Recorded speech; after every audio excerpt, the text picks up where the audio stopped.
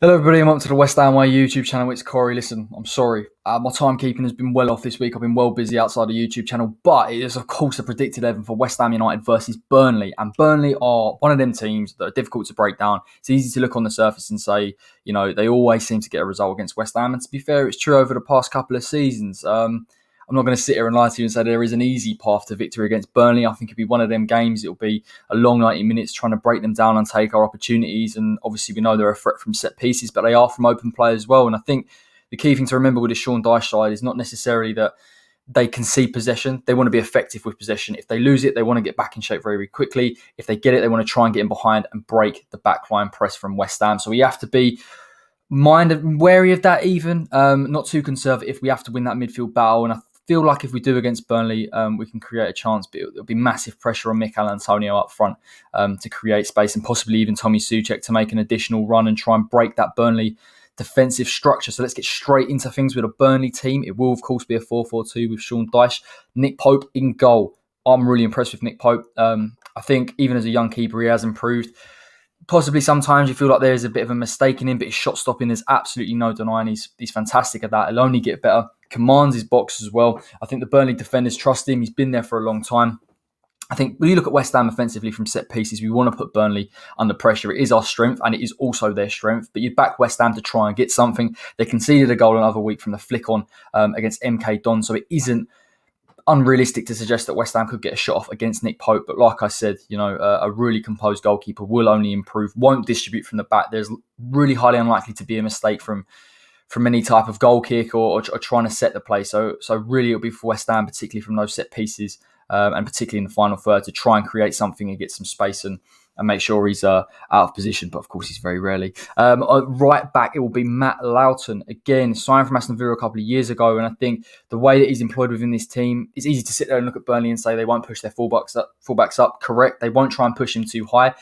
He won't try and advance in terms of the play. He will in the final third, and you'll see from this Sean Dyche side that they'll use the midfield to press a little bit when they have possession, and they'll look to try and push someone like a Loughton further on. He'll tuck in as well on the halfway line. He'll try and create almost that kind of midfield four, but essentially it's to find another player to maintain possession so that Burnley aren't losing it, and they try and force the team into a press and break the opposition line with a long ball. And it's easy to label them with the long ball. They're very good at it. Matt Loughton, again, has fantastic distribution, is a great crosser of the ball. If they can get him into the final third position, particularly down that left-hand side, he could hurt West Ham. It's why I would pluck for a certain Pablo Fornals down there in terms of pressing him and pushing him back and trying to win the ball high in turnover.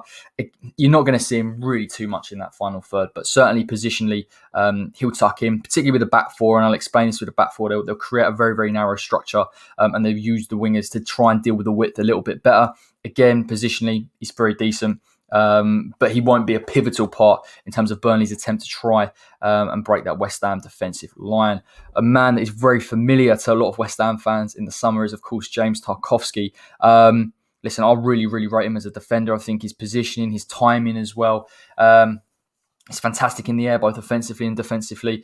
It's a really, really tough task for West Ham, and particularly with Mikel Antonio to try and move this guy out of position. I watched the Sheffield United game the other week, and one of the interesting things was having that striker could run off and try and stretch a little bit will force Tarkowski out of position. Whilst this Burnley team out of possession are very, very good in terms of their central shape, when they get pushed into areas and they've got to try and cover for them, they will, of course, ask for the centre-backs to go and press and try and win that ball. And I think if West Ham can commit men at times, particularly in the final third, and put Burnley under enough pressure in their own box, space will appear for the likes of a Tommy Souček, possibly a Cy Benrahma if we can get him into a further run-up position. But again, defensively, very, very strong player.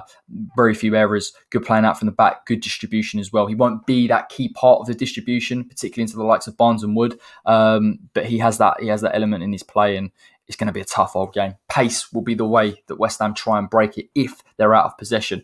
I will go on to Ben Mee as well, who'll come on that left-hand side of the centre-backs. Again, very impressive from set pieces. You see both Tarkowski and Ben Mee get goals offensively. Defensively, they're superb. Their organisation, they'll tuck in alongside each other, create a narrow space. What's interesting about this Burnley back four is that they will go and press when the opposition team is on the wings. So what you'll find is Loughton will push over Tarkowski, Mee, and whoever's playing on the left, it'll be Eric Peters, I believe, tomorrow, will try and squeeze the play and win possession and try and create a counter-attack.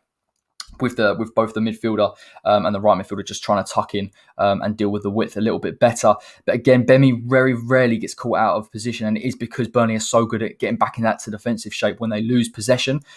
By any means, don't expect Burnley to sit in a low block for the majority of the game. I think if Burnley have the ball, they will try and press those two centre-backs and the back four up into the halfway line. And that is, of course, to try and force an issue, to try and get a distribution into somebody like a Wood and Barnes, who have decent movement into the channels to try and stretch the play and create something and almost bypass the midfield. Their midfield are very functional and they're used essentially just to keep possession and try and find an option past West Ham's midfield and possibly into those channels for a Barnes and Wood, as I've said. So, they are good. They won't be quite out of possession a lot of the time. But again, like that high line, as I've stated, if West Ham can go and press the two midfielders, I think we can win the ball high up. I think if you use Mikel Antonio and his pace and his ability to run in behind, I'm not quite sure on his fitness, he will be able to get past them. But again, there is a very, very short window in which West Ham can do that. So it'll be interesting to see that battle if West Ham can go and press Burnley and try and win that ball. And fingers crossed we can get a clear-cut chance, which is so rare against a tough Burnley side. As I've just alluded to there, Eric Peters will start off on the left-hand side of the defence as the left back. Now, normally it's Charlie Taylor. Very, very similar role, of course, to Matt Loughton. There isn't too much positional fluidity, particularly from the midfield and the defence in this Burnley side. He'll sit on the halfway line when Burnley are trying to press a little bit. Again, he'll come in a little bit central. When they're in that defensive shape, they'll all tuck in as well and use the wingers to deal with that additional width. He'll look to play a ball in and around, and this is something that Charlie Taylor does, that Matt Loughton will do. And what Sean Dyche will ask of both Barnes and Wood is to try and run the channel and keep the width, because the wingers will play a little bit inverted, particularly in West Ham's half when they've got the ball. So again, there isn't that natural width there, and teams can sometimes prevent them from essentially trying to get past.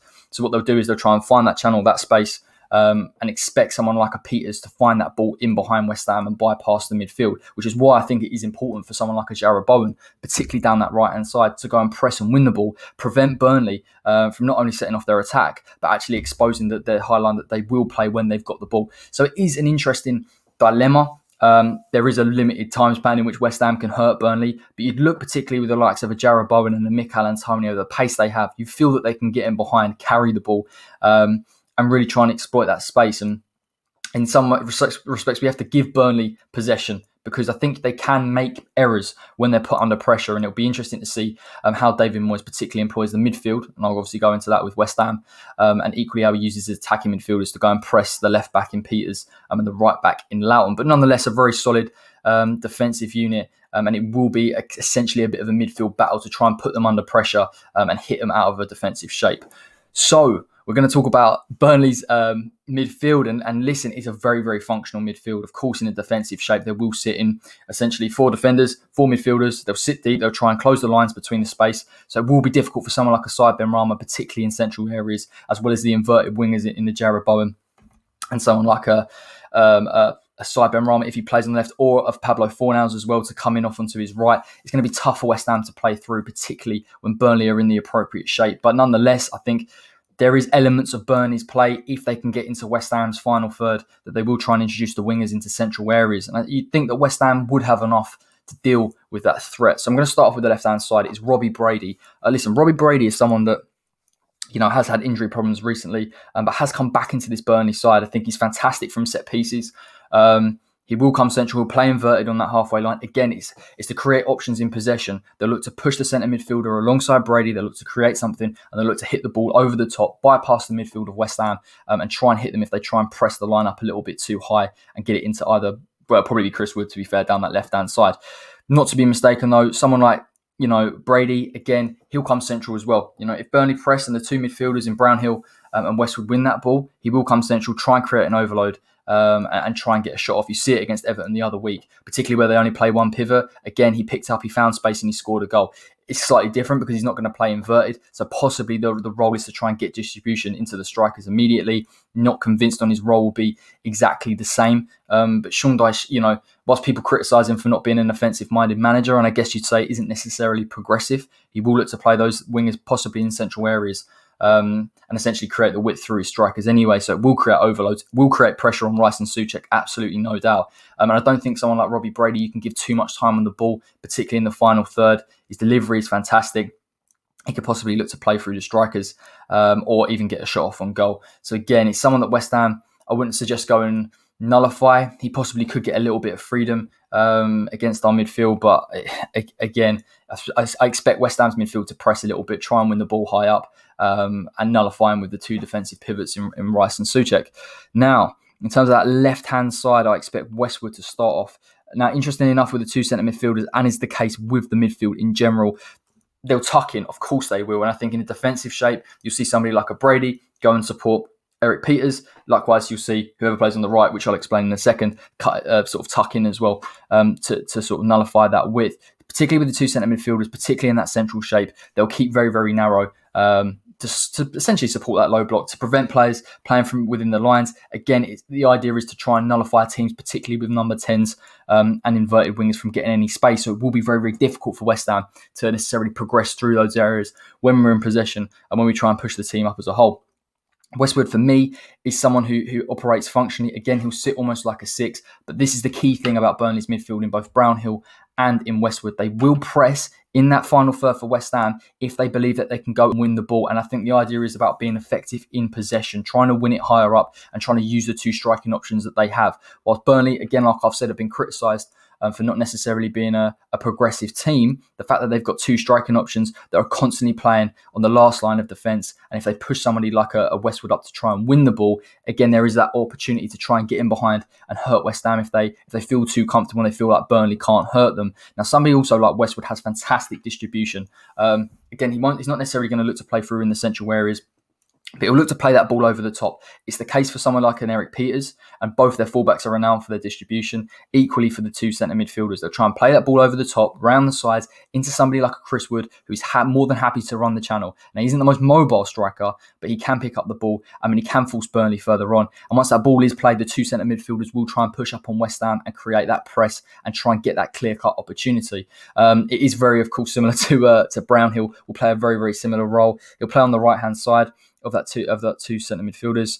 He'll look to link up, particularly with the right back. Again, good distribution, good energy. Both Westwood and Brownhill have good energy. They will try and press up on West Ham, win the ball in areas that they feel they can. They won't play through the middle. They'll try and use the width of the strikers, and they'll try and find and exploit spaces if defences leave them against West Ham. But crucially, and I think this is where the game will be won and lost, particularly with West Ham's attacking three and Burnley's two centre midfielders, is the fact that not only they're willing to press and they can lose the ball and West Ham can transition effectively and try and catch Burnley out of shape, albeit from a deeper position, but equally the fact that the two centre midfielders will split in order to create possession for the Burnley side and trying to keep possession for both the left midfielder, the left back, and the left-sided centre midfielder, and equally on the other side. What this means is that they're going to split. There's going to be space in between. If West Ham can use the likes of a Jarrod Bowen or a Pablo Fornals to win the ball up in those areas when Burnley try and press West Ham, there will be space in the middle. This gives an opportunity for someone like a Mikel Antonio to run from deep, although I wouldn't necessarily advocate for that because I think if he can run behind, it gives us a clear-cut opportunity. But somebody like a Cyber Rama in that number 10 role, we talk about when he thrives in space. I think this could be the game for West Ham that he does so. I also think that Cyber Rama's press is good enough to put pressure on Burnley's defence and force them into an error. And I think midweek you saw against Manchester United, they managed to get something off that Burnley side. But like I said previously, the gap and the time you need to exploit before Burnley get back in shape is so small that I think West Ham's attacking midfield three the work rate has to be incredibly high and they have to be incredibly attentive to that potential opportunity. And I think despite saying Brownhill and Westwood are good distributors of the ball, they're not the best in possession. And I think that role that Dyche is asking for them to try and put a press on, playing almost like an 8, is something that will undo Burnley. And I think West Ham, particularly with a midfield 5 ultimately, can exploit that. But we have to carry the ball. We have to go into space. I mean, we have to hit them very, very quickly and do something that I think West Ham over the past couple of weeks haven't been fantastic at. So it will be an interesting dilemma, particularly tomorrow, where I'm tearing my hair out at it. But listen, I'm sure we will find a gap in their midfield. Now, a man that I've been incredibly impressed with is an England youngster, is Dwight McNeil. It doesn't get enough credit for me. I think he's got a wonderful left foot. He can create shots from outside of the box.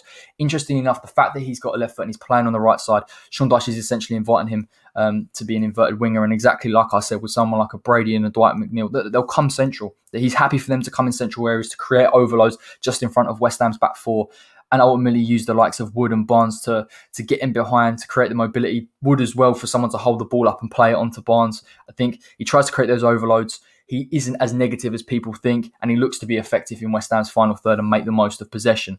The interesting thing about someone like a Dwight McNeil is his dribbling ability. It'll be interesting to see how West Ham's pivots deal with him, coming off that right-hand side, cutting in again onto that left foot. He's got a fantastic shot from distance as well. Great delivery if he tries to play an in-swinging cross. There are so many aspects of Dwight McNeil's play that I think West Ham need to be incredibly wary of.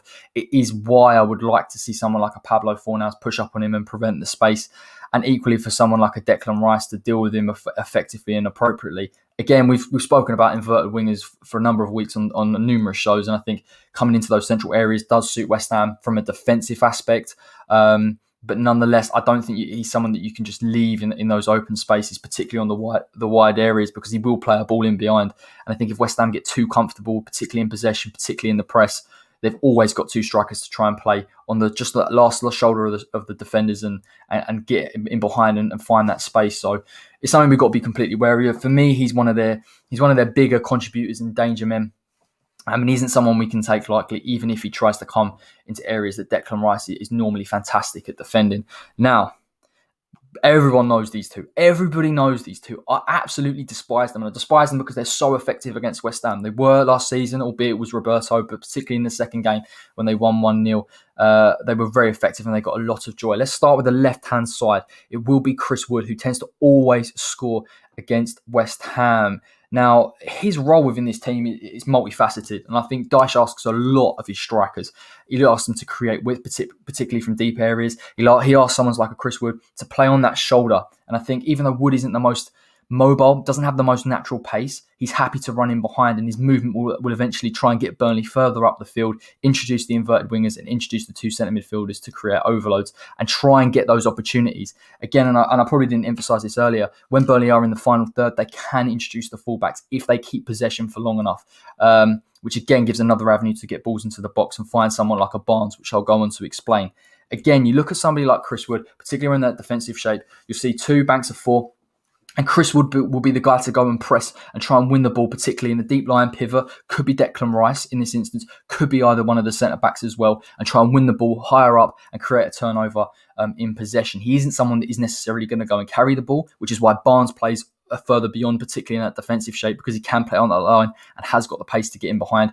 But it is something definitely worth noting. Again, his ball retention from wide areas is fantastic. When you get to the final third as well, this is the most frustrating thing. He'll keep his central position. He's very, very good, not only at scoring, his headers we know about, his finishing is actually massively underrated, but equally it's positioning for someone like an Ashley Barnes to play off. And the familiarity that both Barnes and Wood have with each other, and the fact that Wood can sit in those central areas and Barnes knows where that ball is going to go and normally typically win that ball, is the key crux to Burnley getting a chance in on goal, a clear-cut chance. They got it very, very early on against Sheffield United in a defence that plays in a mid-block.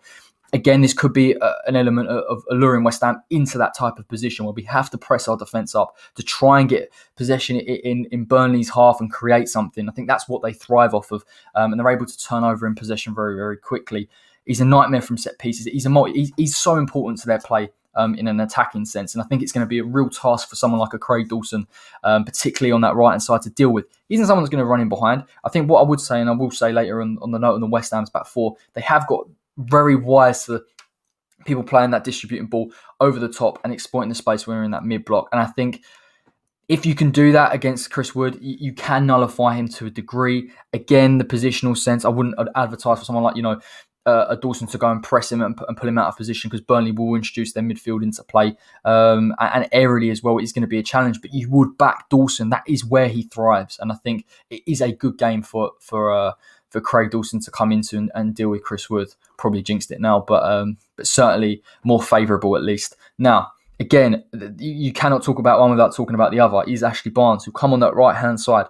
He's given a lot more positional fluidity. And I say with the banks of four, Dyche is asking them to be very regimented and to play a certain way. But with his two strikers, he's asking them to be multifaceted. Like I've said, in defensive shape, Barnes will play on the last line. He has got the pace to get in behind. He's not naturally pacey to a degree.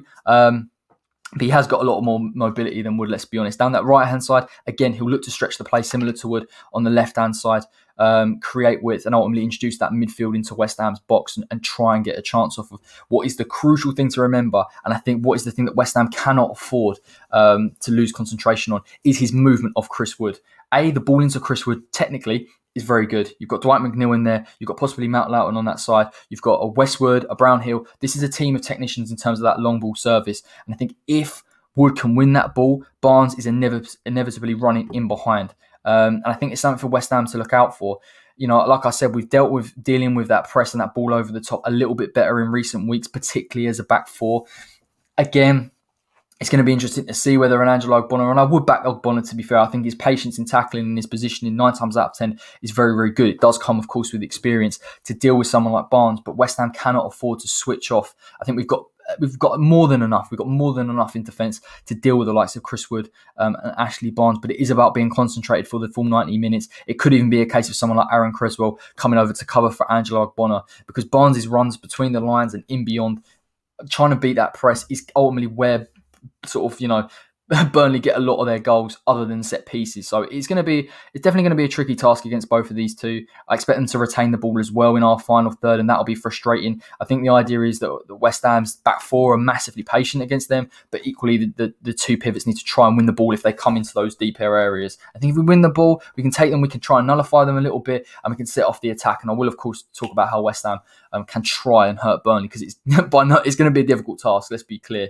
So that is the Burnley team. Let's get on to West Ham United, the predicted 11. Listen, there's been chopping and changing in the FA Cup. We've seen a few introduced. I know, Moisey kept it very, very similar to the first team. And again, I guess by the end, it felt like a normal Premier League side.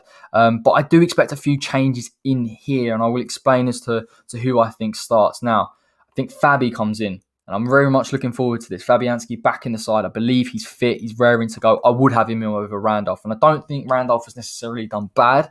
I do think our defence has been very, very solid for starters. But I think Fabianski, for me, fills me with a lot more confidence than Randolph. I think Randolph, shot-stopping wise, is fine. I'm concerned about him in terms of winning the ball comfortably in the box and his catching ability. Again, I've mentioned when he can potentially be beaten at the near post. You look at someone like Ashley Barnes, will try and get him behind.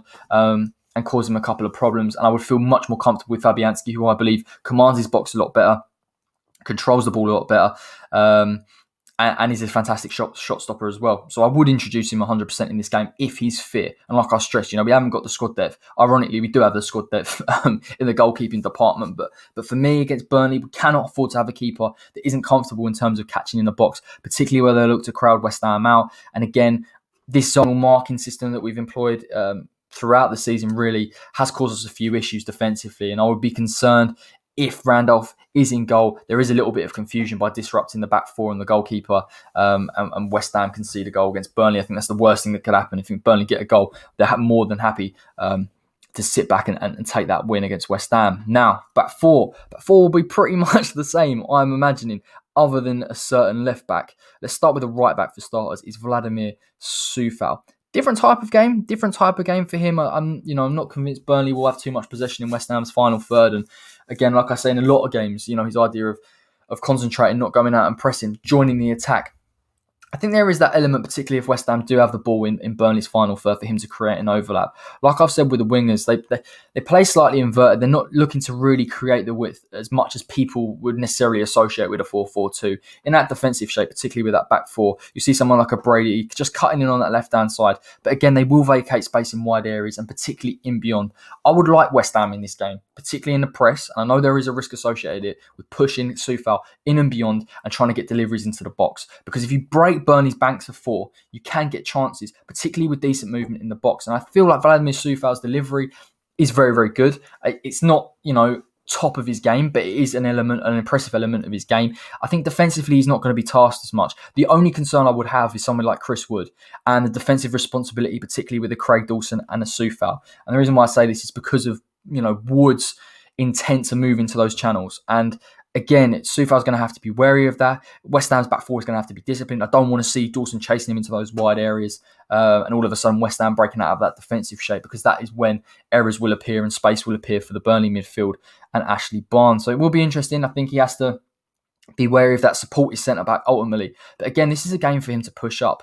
We will get chances in wide areas. West Ham have to take this risk. If we don't take this risk, this will be a simple game of being unable to break down Burnley, particularly in the defensive shape. And I would like Soufal, and I think Soufal can play that offensive role quite well. Let's get on to the other centre-back. And listen, he's had a bit of a renaissance. That's not necessarily true. I think he has a renaissance from people's opinions of him. It is Craig Dawson and the right side of the centre-back. I believe Balbuena has had COVID, unfortunately for him.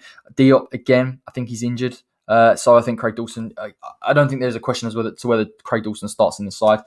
I think it's a good game for him. In fact, I would go as far to say it's the perfect game for him. Even though when I talk about introducing Burnley's midfield, there's not the greatest of mobility from somebody like a Westwood or a Brownhill. They're not going to try and look and play that almost 10 role and get in behind. The concern, of course, naturally does come from Chris Wood and his ability to deal with Chris Wood, particularly down that left-hand side. For me, particularly from distribution, he has to be patient and he has to basically try and pass him on to Vladimir Soufal if he runs in the channels. If Craig Dawson moves out of position, gets caught, Burnley will introduce the midfield. They won't look to go and press beyond, but if they can win the ball, particularly in that space just in front of the back four, they can hurt us enough with a Robbie Brady with his left foot, or on the other side you've got someone like Dwight McNeil that can come in onto his left as well. So dangerous areas that West Ham cannot afford to switch off from, and Craig has to be patient. But ultimately, when we talk about his strengths, it is of course his aerial ability, both offensively, as we saw on Monday night, and equally defensively. And I think if he can manage to deal with Wood in the air, which is a massive task by all stretch of the imagination, then I think the Burnley's attack will break down because they rely on that front two in order to do it. So again, a task for him. I expect him to be a good game for him in order to thrive. Actually really impressed with his movement as well from the goal in the Stockport game. And that's where West Ham need to catch Burnley out of position, because they very rarely come out of position. But if you create additional runners, they can't catch them up. They are asked to go and press individually. And West Ham will find success if we commit. Now, again, left-hand side, Angelo Ogbonna, needless to say. Of course, he's a fantastic player. I didn't want him to play, and I don't think he was meant to play in the Stockport game. He wasn't really troubled too much. I think it was, despite being a frustrating game, was ultimately a comfortable game. Again, like I say, Ashley Barnes' movement is going to cause him some issues. And I think West Ham as a side will want to push up, press up, try and win the ball in midfield, try and create opportunities. And naturally, in that kind of mid-block, I think that's where somebody like a Barnes thrives. He will play on the shoulder 100% the majority of the time, and look to try and exploit the space that West Ham leave.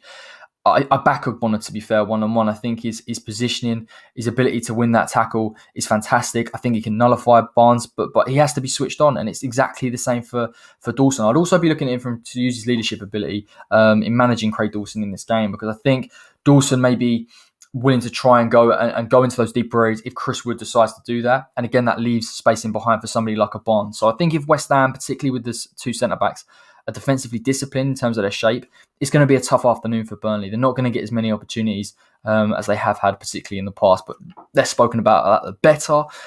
Left back is going to be, I believe, Aaron Creswell, and we saw him come in at Stockport later on. Again, another game that I think possibly he would benefit from the rest from. Again, like I say, it's not. He has to be disciplined in the sense that Barnes can pull off to that left-hand side, and he has to support Angelo Ogbonna. As good as his positioning is, Angelo, again, we've got a back four against the back two, against a side that won't commit any runners in beyond. You'd feel that somebody like an Aaron Creswell could deal with that, and equally by the fact that they're not going to necessarily push up the wingers in wide areas. So Creswell defensively, I'm not saying he has a free run of things, but certainly isn't under as much pressure as he has been in previous weeks. Where I think West Ham need to introduce him is when we're in possession in terms of the overlaps. And again, that is a huge risk, because I understand his pace isn't the greatest. His delivery is absolutely fantastic. Could be even crucial in this game if he can get him beyond. But West Ham would have to be massively, not to say conservative, but very useful and effective in possession and keeping hold of that ball, because I think it's a risk. If we push our fullbacks up high, particularly down that left-hand side, I do worry about someone like Aaron Creswell. And like I've said, if Burnley are in that defensive shape and Barnes is playing just on the shoulder of Angelo Ogbonna, he can run into the channels and he can get in behind. So again, more of a risk for me for Creswell down that left-hand side than Soufal, because I think Soufal has that mobility to deal with that. But I think if West Ham have the ball in Burnley's final third, we should risk it, we should chance it, we should push him, we should look to use our pivots in Rice and Souček to support the centre-backs. And we've seen that in previous games in terms of Rice and Souček's work rate defensively and filling in those gaps. So again, I'd like to introduce. Again, defensively, I'm not convinced he's going to be under the most pressure in this game. And if West Ham do have the ball in Burnley's half, I would like to see him in that attacking third. and West Ham's pivots to protect the centre-backs, because ultimately I think that's something that Burnley could look to exploit and may be wary of. Now, the midfield, which picks itself every single week, so I'm not quite sure why I'm building it up. You know who's going to be playing in there. Let's start off with that right-hand side, Declan Rice. I think there is a real key role, and I've said this with the midfield battle, and particularly because of the fact that Burnley have only 2 centre midfielders, even with the inverted players in possession. There really is only 2 centre midfielders that play in those central areas, and there's no number 10 here. They look to even sometimes bypass that midfield. The role of Declan Rice, for me in this game, is to break the play of the 2 centre midfielders, and that is, of course, Brownhill and Westwood particularly down that left-hand side. I think this could be an opportunity for West Ham, if we're brave in the midfield, to go and win the ball and press. I think you can't necessarily relinquish Declan Rice's defensive duties, because ultimately he has to be switched onto the threat of Wood, who could come into deep areas. I have said that Burnley will commit someone like a Westwood further forward, so defensively he has to protect his centre-backs and stop them from moving out of space, because those 2 strikers are given massive licence to play on that final shoulder and try and create something. Now, if Declan Rice, and I believe he's got enough athleticism in his game, can go and win that ball in the midfield, I believe he can also drive with it. And I think if West Ham can break Burnley, particularly in the midfield with the amount of space that we'll have, West Ham can create clear-cut chances and break open their structure and break open that bank of 4. Because I think once they get in that bank of 4, it's difficult to break down. It's hard to play between lines, even with 3 central attacking midfielders. But you back Declan Rice, particularly in his ability to win the ball. His defensive positioning is absolutely fantastic. He's not going to be a game that's going to be under massive pressure. He has to be wary of it. I would like to see his athleticism come into this game, him carrying the ball, possibly his distribution as well. Like I've spoken about, Burnley, particularly on West Ham for the ball, will look to squeeze the ball in wide areas. Declan Rice will play in those central areas. You'd bank him in terms of his ability to switch it, hit the play, and if West Ham progress someone like an Aaron Cresswell down that left-hand side, it could be an opportunity to get in behind. Sheffield United had a lot of success with the wing-backs. Again, it's not a similar system, but certainly that is the blueprint to try and get in behind and create space. So it will be interesting. I think there is an offensive motivation for Declan Rice in this game to try and hurt Burnley. Now, Tommy Souček, for me, again, always offers an offensive threat. And I think in this game, the defensive threat of Burnley isn't as great as... I know I've made out that Barnes and Wood are fantastic. And to be fair, they are a positioning and they offer a lot to this Burnley side. But I would expect Souček to not have too many defensive responsibilities in this game. Will suit him in his athleticism, almost like a number 8, trying to win the ball off of Brownhill. You've got to also look at an account for his physicality and his ability to go and win the ball off that Burnley centre midfielder. Souček can win that ball and he can drive with the ball and get in beyond. And I think that is where West Ham will get the most luck and trying to play into those attacking midfield 3 and exploit the space that ultimately they can go and try and find the Mikel Antonio and create additional runners, which is why I say this is crucial. Again, we've seen Souček's ability to run from deep. And I think when he's given the licence to get forward, you see him cause the most trouble. And you see him find those pockets of space. Again, that Burnley back 4, even when they're in shape, will try and press West Ham. Individually try and press West Ham, that will leave spaces. And somebody like a Tommy Souček, who is renowned for finding that space in behind and finding that pocket and knocking the ball on or getting a shot off, is where they will struggle and where West Ham can create a chance for a Mikel Antonio or possibly get off a shot off in goal. I would like to see Thomas Souček win the ball in midfield areas, and if West Ham are in the press against that Burnley side, try and make a run in behind. I think ultimately that's what caused Stockport a few issues in that low block. If they're only playing that same format, or a very similar format in terms of shape, Tommy Souček, for me, can exploit them and hopefully get a knock on, and West Ham can cause Burnley a few issues. Again, it is very, very difficult, but West Ham have to commit bodies forward and in beyond to pull them out of position. There's no way we can go through this game with trying to play possession, trying to use the width and then play in central again, or try and play through the middle, because Burnley are set up to deal with that, to win possession and to try and hit West Ham on a counter and force them out of position. Now, we always talk about the attacking midfield 3. It's always a point of contention. I do hear you all very, very loudly. I would go for this. And I think possibly David Moyes will go for this as well. Pablo Fornals on the left-hand side. And listen, I think this is crucial to remember. I think West Ham in this game can even afford to sit back while Burnley have possession on the halfway line. Not necessarily go to look and press them. Because of Pablo Fornals' position, particularly on that left-hand side, the way that they'll try and play almost that right back in Loughton to be a little slightly inverted, but keep his position, not advance too far. I think if West Ham can win that ball and stop that distribution when West Ham try and press up a little bit into an Ashley Barnes, I think we can win that ball high up in turnover. And to be fair, I think if we can win it, it sets off a Mikel Antonio. And I'll explain what I would like his role in this game to be, because I think he will get joy if West Ham play this tactic. You play Pablo Fornals in a game like this because of his press. and he's very, very effective at the press. Yes, he misses chances most weeks. It is frustrating. I do back his ability in the final third. I think this is a game that suits him because I think whilst he's not the most physical, I think he can go and press. I think he can nullify Burnley and trying to break West Ham's press and play in beyond the centre-backs and the left-back in Aaron Creswell. But equally, I think he can start to trigger the transition for West Ham in the higher areas. I think if West Ham can do that, you catch Burnley out of space, like I've said, the way that Burnley will play, and particularly the way they split the two centre midfielders, there will be space. There will 100% be space. They won't be protecting those two centre-backs in high areas. So I would like Pablo to go and press. I'd like him to go and win it. And then I would like him to try and play it in behind. And I do back his ability in getting him in behind and trying to find someone like a Mikel Antonio. The problem I do have, and I think the problem which West Ham will see in this game, and people will be screaming for pace down that left-hand side, is he's an inverted winger. There's no getting around it. That is the way we play. We play on transition. I don't think even some of the best teams against Burnley's banks of four in their low block position centrally are going to get past them. And I can't see Pablo Fornals doing the same. West Ham need to create runners in beyond. And I think Pablo's role in this game is to press, to try and win the ball and nullify Burnley. And that in turn could create a counter-attack in higher areas and actually stop West Ham having to press the back four up higher and the two defensive pivots and actually go and win the ball and set off chances without taking too much risks. That is an opportunity. I don't think he's going to have to protect Aaron Creswell too much in this game, albeit I think he will at times because that is the way David Moyes wants to play. Again, I just feel like his press is going to be the difference in this game if he does it effectively, if he wins it. Of course, it depends on the movement of Mikel Antonio naturally, but it does give West Ham a chance in this game to break that defensive structure, and that's where the crux of West Ham's success will come for me. Said Benrahma in number 10. There's always a sort of... I mean, I never really understand it either. I know there's a little bit of a decision of Moyes, as either Said Benrahma or it's Manu Lanzini. I would prefer Said Benrahma. I think his ball retention will be quite important. I think we've spoken about the two centre midfielders splitting in possession. If West Ham can win it either through a Jarrod Bowen or a Pablo Fornals, Said Benrahma will have space. And I think we haven't seen enough of Said Benrahma in terms of his quality of final ball into someone like a Mikel Antonio. This could be the game. I expect him to carry the ball. The issue I have is whilst he can beat a man, and there's no denying that, or in a one-on-one, I think we can't afford to be too lax in that transition. I want someone like a Benrahma, yes, to find the space if he's given the ball, but to play very, very quickly and break that line of both Tarkowski and me.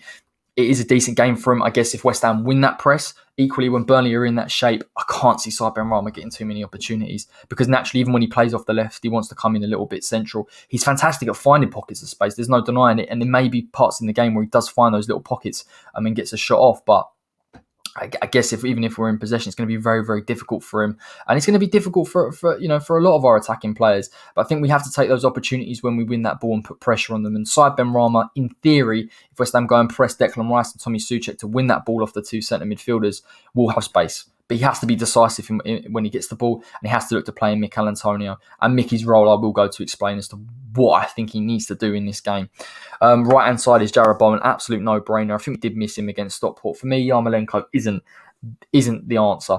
He's never been the answer. I know he was brought in, and I guess, we spoke with Dan, and he breaks him technically, and I do understand that. For me, I think there is an ambition there to try and get back. The pace ultimately lets him down defensively. And again, I guess to that degree, I can't see his defensive work rate being questioned in this game. West Ham have enough defensively in the back four and the two pivots to deal with the threat of Burnley that won't use the width, that will only rely on width through the two centre forwards. But Jarrod Bowen's role in this game to try and win that ball off an Eric Peters, who is ageing, and I hate to use that metric and sort of demean his pace, but ultimately has never been the quickest player, isn't as mobile as a Charlie Taylor either. I think Jarrod Bowen has got that ability, that work rate to win the ball off him and transition effectively on his own. That is the difference with somebody like a Jarrod Bowen. I think Fornals, his work rate's fantastic. It does work in games. The difference is Jarrod Bowen does have the work rate and can win the ball and transition very, very quickly. And I think he could be absolutely crucial for West Ham in this game to win the ball off that right-hand side. But again, his final ball has to be good. Whilst I sit here and say that Pablo Fornals' final ball can be very, very good at times, Jarrod Bowen's decision-making has been lacking. And I don't think that should take away from his overall performance because I think he's crucial to the way this West Ham side need to play. But he has to be definitive in getting the ball into Mikel Antonio or getting a shot off in goal. again, like I've said, the concern is naturally he's an inverted winger.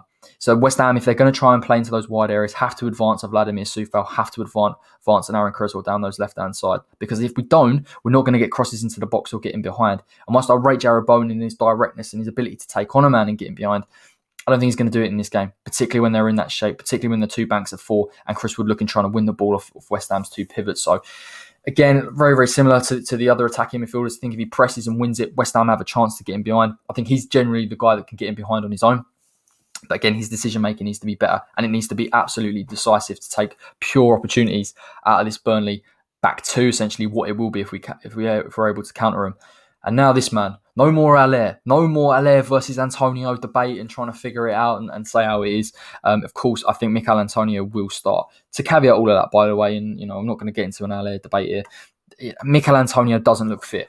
It hasn't looked fit, even when he's come on. Has he made a difference in the games he's come on in? Yes. I think that's the reason why West Ham know that it can play off on him. His hold-up play is fantastic. His physicality is fantastic. People look at him and say he's the guy that can play in this game.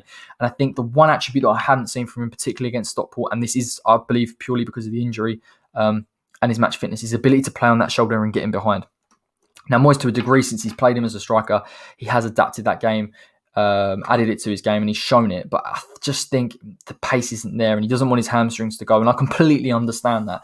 And I think Mickey has to play on the shoulder in this game. I think there's an opportunity even to win the ball off of me or Tarkowski trying to play out from the back if West Ham are brave in terms of having that attacking midfield three and that striker role, but I'm not massively convinced he's fully fit to go and convince and win that ball and take it on. What I will say, and what I think will be crucial, is I think West Ham's attacking three can win that ball in higher areas and can play it into Mikel Antonio and possibly make his job easier for him. I don't want him to be in the deep areas trying to win it off a Brownhill. I think West Ham have more than enough to do that and can push the two pivots a little bit higher. I want to see him on the edge of Burnley's defensive line, getting in behind, causing havoc. I've said this before. Once they're in that shape, realistically, Mikel Antonio has to be the man to make that run and even try and force the two centre-backs out of position. Whether it's a Ben Mee and push him out or it's a Tarkowski, they will go and try and win that ball. That is the way that Burnley will play. And Mickey's the guy that will go and make that run. And we've seen him make that run where he's come to the channels and try and draw him out of position. West Ham have to therefore then go and commit men forward. And I don't believe in the men we've got other than Jarrod Bowen, other than Tommy Soucek, that a Fornals or a Ben Rama are going to get him beyond. So again, I think Mickey's work in terms of winning that ball higher up the pitch is crucial because I think he can get a clear-cut opportunity from there. I'm not convinced on his pace, but maybe his match fitness has improved coming into this game. But equally, when they're in their shape, I think he has to make those runs to try and stretch him a little bit. But West Ham have to introduce bodies forward into the box, try and draw him out of position and get a shot off. And I look at Tommy Soucek, I look at Jarrod Bowen possibly coming in and trying to get him beyond. That could be the way that West Ham get a goal in this game. But by no means it's going to be easy. Again, the timing, like I've said, for West Ham to go and do that is going to be incredibly short because this is a Burnley side that have been drilled for years and years in terms of their defensive shape. And I think it will cause West Ham a few issues. Now, obviously, I haven't mentioned this, but there is naturally the set pieces strength that we do have. We're coming up against a side that are fantastic at dealing with set pieces. We're the side that are very, very good at them. You'd think that it would naturally neutralise the threat.